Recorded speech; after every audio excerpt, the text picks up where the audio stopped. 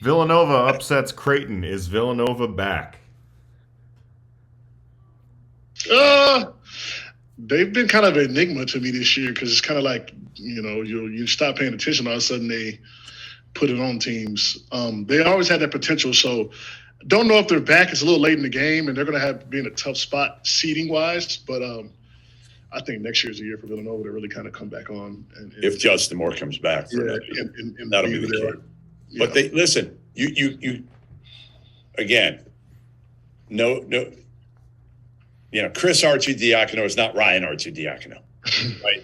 So ultimately, they didn't really have a point guard for most of the year. Now you throw in Justin Moore, and early on, Justin Moore. Obviously, it's going to take time. You're coming back from an Achilles, so he's not going to be the same player. But just his presence and a threat offensively, which Chris Arcidiacono is no threat offensively, makes all the difference in the world for everybody else out there. Because you've got to press up on Justin Moore, no matter what. Even if he's just standing there, he's a threat on the court. So, I'm glad they've been able to do this. And I'm glad for Kyle Neptune because he was getting crushed for a situation that honestly was brutal for him to walk into. Mm-hmm. I'm all the way back in on him. I'm all the way back in. I don't know if they can win the Big East tournament, but you know what they can do? Get to the semis. Can they get to the semis and make it interesting? Excuse me. Here's what they have left. At Seton Hall. Seton Hall is a complete train wreck right now. UConn at home, last day of the regular season, and they're probably going to end up being the 6th seed in the Big East tournament, which means they play Georgetown in the first round, and then they get Providence, most likely, maybe Xavier in the quarterfinals, and then they got to get the number 2 seed, which will probably end up being Creighton. I don't know.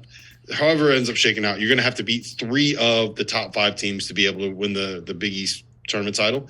They beat 2 of them and get this win over Creighton with the win at Xavier and Creighton that they just got. They got a chance.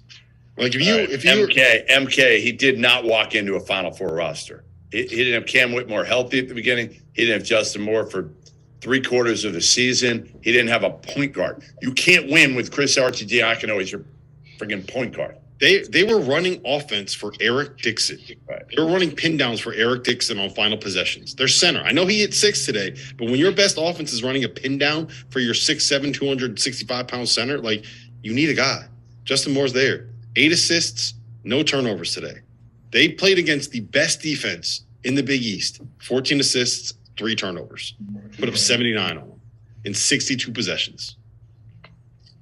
That's very, very good for those scoring at home.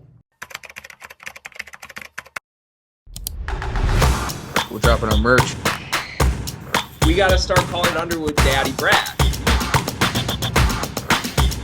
But I'm a big pod guy.